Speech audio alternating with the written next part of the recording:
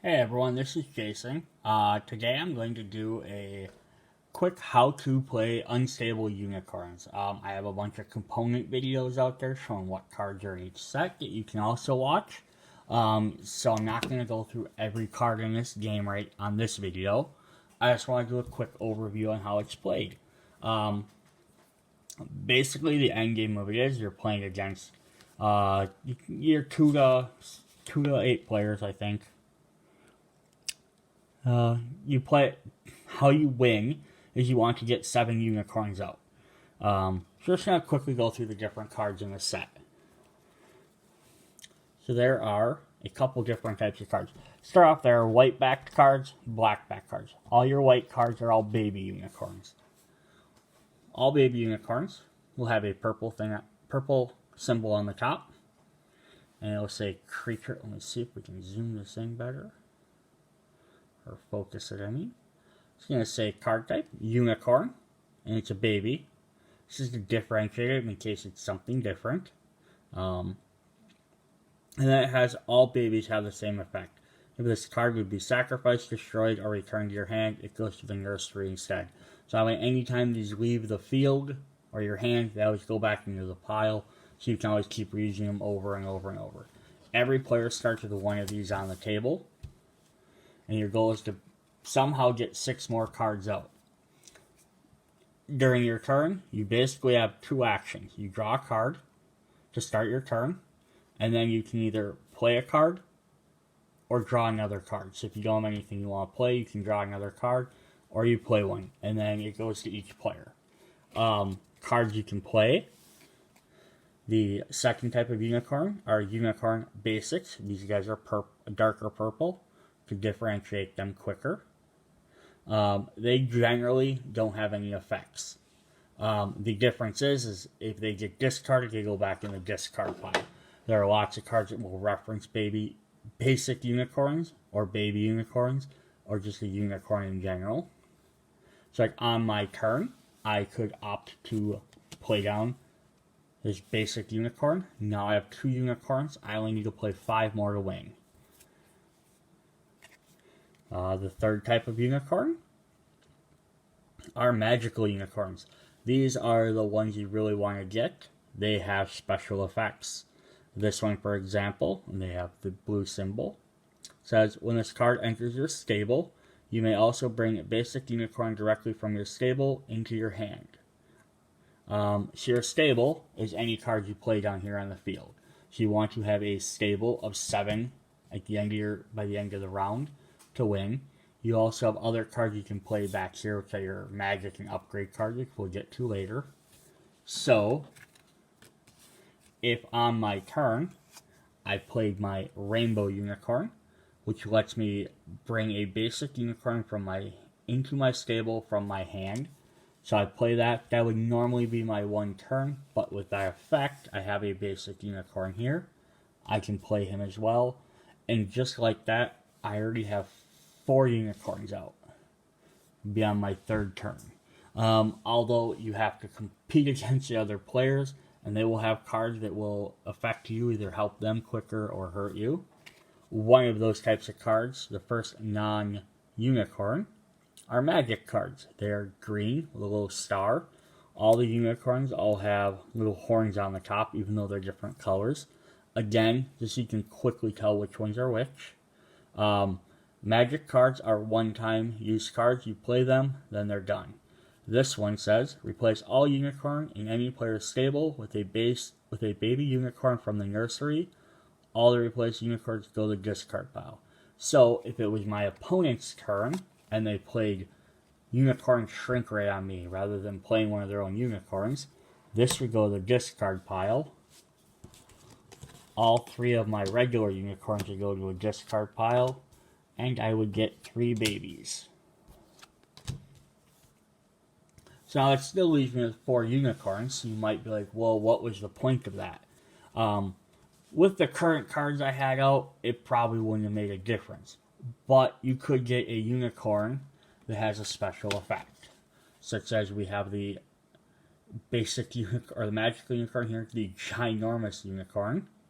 says, this card counts as 2 unicorns in your stable. As long as this card is in your stable, you cannot play any instant cards. So if I would have had him out, and then they would have shrunk him, because I would have lost that ability. Because if I would have had him instead of technically having 4, I actually have 5, because he counts as 2. So if they would have then replaced him, that would have knocked me back down to 4. So it just depends on which unicorns they have out, what effects they have. Some are like the rainbow one, they're a one-time effect. They come out, they do something, they're done. Some are like ginormous unicorn, which are static or continuous effects. They stay on the field. So the next type of card we have is going to be a yellow card. These are the downgrade cards. So these are bad cards to have. And you can play these on your opponent. I believe that's the only point you can't play them on yourself. Yep. Yeah, you can give them to yourself if you want, but there's really no reason to ever do that. So we have, like, this one is tiny stable. So again, let's say my opponent's turn comes back around and they decide to play this on me. It says, as long as this card is in your stable, you can only have 5 unicorns. So, comes their turn, they play this, I put this, I gotta scoot all my cards back so you guys can see them better. So I just put this down here below my other unicorns. Usually it's nice to keep a line of unicorns and then a line of your other cards, because you're only going to have 7 unicorns at a time ever.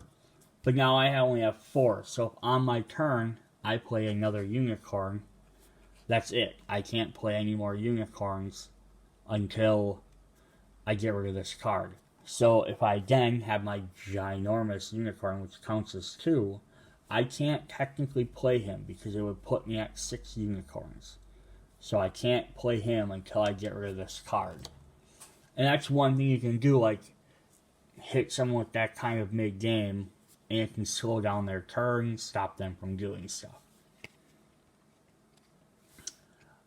The opposite of downgrade is we have the orange cards, which are upgrades. This does not want to focus very well. This one is extra tail. It says you must have a basic unicorn in your stable in order to play this card. If this card is in your stable at the beginning of your turn, you may draw an extra card. So, if we go back to, I have this basic green one here. I could play this on my turn, and then it would mean when my turn comes back around, when I have to draw the card at the beginning of my turn, I can draw an extra card. So I get 2 cards every turn, which would, even though I can still only play 1 card, it gives me extra options.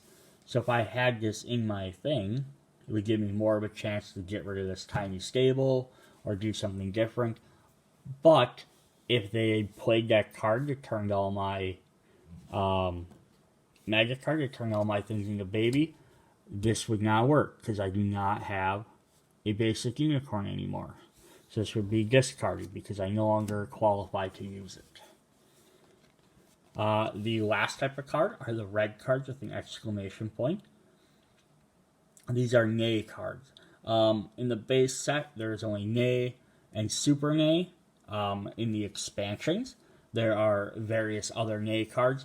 They all do the exact same thing, just some of them have extra effects.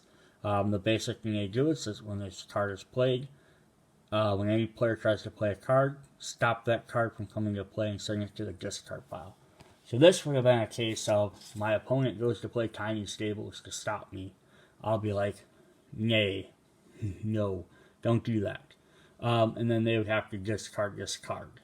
The only way they could get around that was to play, if they had another nay, they could play. Nays are the only cards you can play because they're instant types. You can play on another person's turn. Everything else you have to play on your turn. Nays you can play extra, so there's a reason to have some in your hand. Some of the alternate effects on them, they allow you to draw an extra card, or force their opponent to discard a card, or force you to discard a card. So it's kind of neat to have some of the different variants to come up with from time to time. So that's the basic card types. You have your baby unicorns, your basic unicorns, your magic unicorns, and then in the Kickstarter set that's coming out, and maybe later sets after that, they will have the ultimate unicorns, which are even better than magical, but they have a huge cost to them. And then they have upgrades and downgrades, good and bad cards, magic, which can be either or, but they're one-time use where upgrades and downgrades stay in play, and then your instant cards.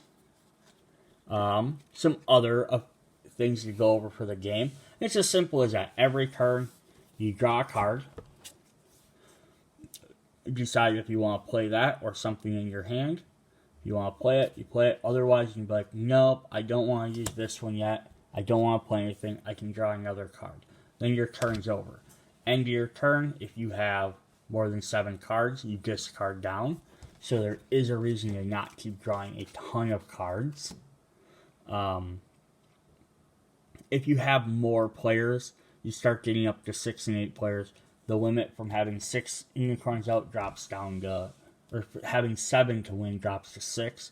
You could drop it to 5 if you'd like to. I don't think you want to go any lower than that, just because you'd end up like ending the game like in 2-3 turns.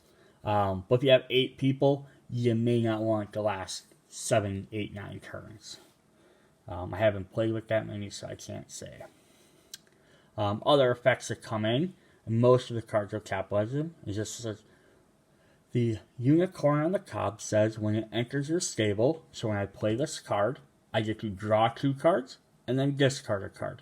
So drawing just cards from the deck, and then discard would be from my hand. So if this is my current hand, is all these guys here, I would play him, I would draw 2 more, and then I'd have to choose one to discard. So it's like, which one of these don't I want? You know, the Great Narwhal or the Americorn. I don't care about the Americorn. I can get rid of that, but now I have a unicorn on the cob in play, which would bring me currently to 5 unicorns. We'll put them here for right now. Other effects they have are when the chainsaw unicorn enters, you have to sacrifice or destroy an upgrade or downgrade card. Sacrifice and destroy are other keywords. Sacrifice is something from your side of the table. So that means if I had one of my upgrade cards out, I could get rid of it, or destroy is your opponent's. And that's the differentiating between the 2 words. Otherwise, it's the same thing. It's about taking a card from the table, putting it in the discard pile. It's just whether it's your card, you're choosing to sacrifice, destroys, or picking your opponent's.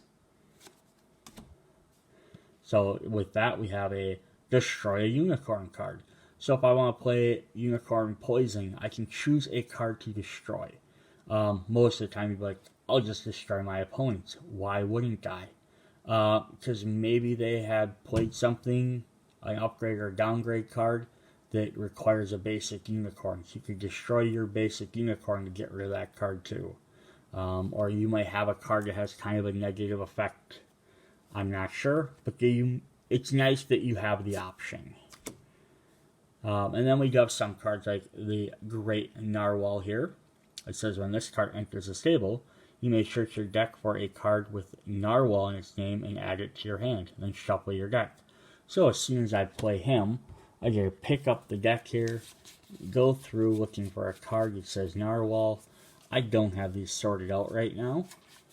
Or I don't have them shuffled, rather. So I could pull out. First one we found, Classy Narwhal. And I would reshuffle it just so I'm not stacking the deck. But then I'd have the Classy Narwhal in my hand ready for next turn.